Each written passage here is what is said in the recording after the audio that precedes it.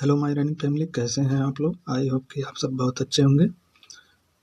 तो हम बात करेंगे B pharma first semester unit number 1, जिसमें हम देखेंगे एनाटॉमिकल टर्मिनोलॉजी।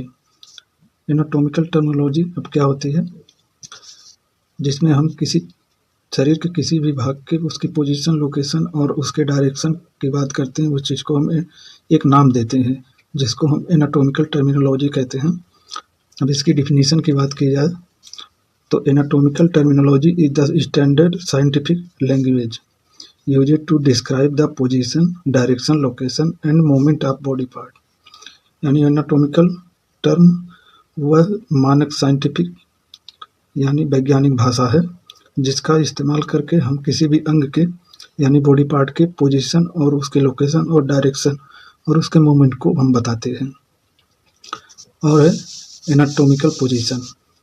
अभी anatomical position the standard reference position of the human body. मानव शरीर की एक ऐसी मानक स्थिति होती है जिसके आधार पर हम एनाटॉमिकल टर्म को समझते हैं, जिसमें है स्टैंडिंग अपराइट, जिसमें इंसान सीधा खड़ा होता है। फेस फॉरवर्ड, चेहरा सामने की तरफ होता है। आर्म एट साइड, इसमें दोनों हाथ शरीर के बगल में होते हैं। इसके बाद देखें पाल्म फेसिंग फॉरवर्ड, जिसमें हथेलियां सामने की ओर होती हैं। ओके। इसके बाद देखें feet together and position forward, जिसमें दोनों पैर साथ साथ होते हैं और वो आगे की तरफ रहते हैं। ठीक है। इसके बाद बात करेंगे all anatomical term are explained with reference to this position. हम सभी अंगों का टर्म हम इसी पोजीशन के आधार पर डिसाइड करते हैं कि इसका एनाटॉमिकल टर्म क्या होगा। जैसे अब हम बात करते हैं डायरेक्शनल टर्म, जिसमें टर्म है इसकी मीनिंग है। जिसको सुपीरियर में देखा जाए, सुपीरियर में इसको हम क्रेनियल भी बोलते हैं, टुवार्ड हेड यानी सिर की ओर। इंफीरियर में जिसको हम काउडल कहते हैं, टुवार्ड फीट यानी पैर की ओर।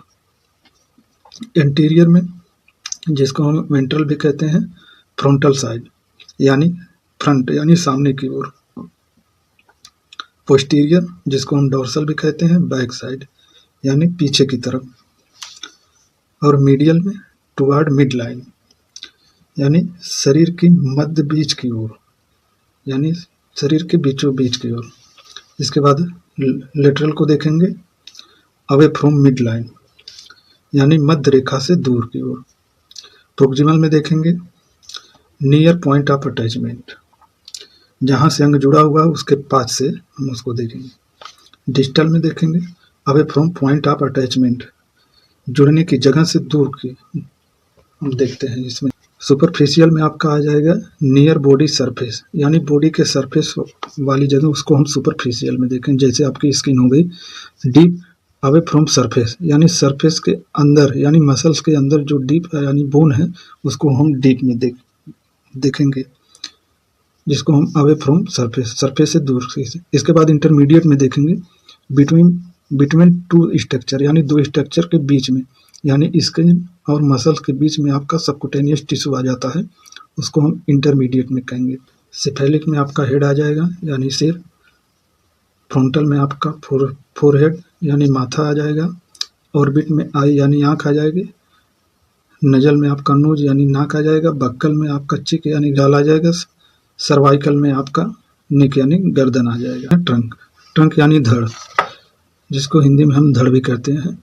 अब ये थोरैकिक में आपका चेस्ट यानी सीना आ जाएगा। एब्डोमिनल में आपका एब्डोमिन यानी पेट आ जाएगा। पेल्विक में यानी पेल्विक यानी श्रोणि भाग आ जाएगा। लंबर में आपका लोअर बैक यानी कमर का निचला हिस्सा आ जाएगा। डोर्सल में आपका बैक यानी पीठ आ जाएगी आपकी। अब अपर लिम्ब में देखते हैं। अपर लिम्ब मतलब ऊपरी भाग, ऊपरी अंग यानी हाथ। एक्जिलरी में आर्मपिट आ जाएगा यानी बगल का हिस्सा आ जाएगा। ब्रोकियल में आर्म आ जाएगा यानी आपकी बाँह आ जाएगी। इसके बाद एंटीब्रोकियल में फोर आर्म आ जाएगा, हाथ का निचला हिस्सा आगे का भाग आ जाएगा। इसके बाद कार्पल आ जाएगा, जिसको वरिष्ठ कहते हैं। कार्पर में आपकी कलाई आ जाएगी। पाल्मर में आपका प्लेन पाल्म यानी हथेली पूरी आ जाएगी। इसके बाद बात करेंगे लोअर लिम्ब। लोअर लिम्ब में निचला अंग यानी पैर। अब इसको फीमोरल में देखेंगे थिंग यानी जांघ आपकी आ जाएगी। पटेलर में यानी किनी यानी आपका पटेला आ जाएगा। क्रूरल यानी लेग आपका पैर आ जाएगा। इसके बाद टार्सल में या एंकल यानी आपका टखना आ जाएगा। इसके बाद प्लेंटर सोल ऑफ फीट यानी पैर का तलवा आ जाएगा। उसके बाद बात करेंगे बॉडी प्लेन्स के बारे में। बॉडी प्लेन्स के बारे में, ये प्लेन्स हो गया, इसका डिस्क्रिप्शन हो गया। Sagittal divide body into right and left, जिसमें शरीर को दाएं और बाएं भागों में बांटता है।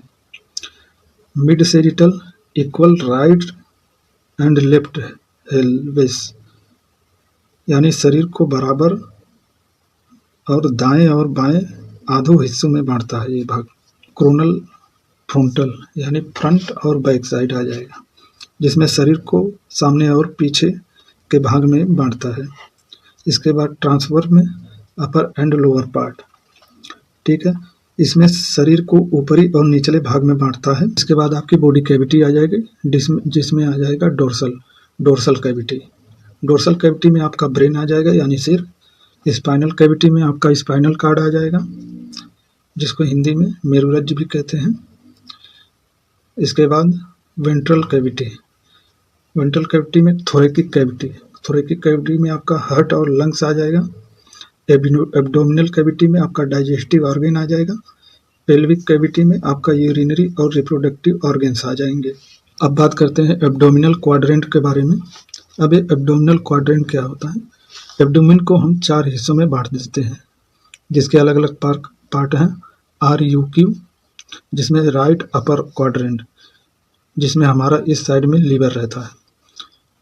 इसके बाद है LVQ, यानी लेफ्ट अपर क्वाड्रेंट, जिसमें हमारा जो है स्टमक एंड स्प्लीन रहता है।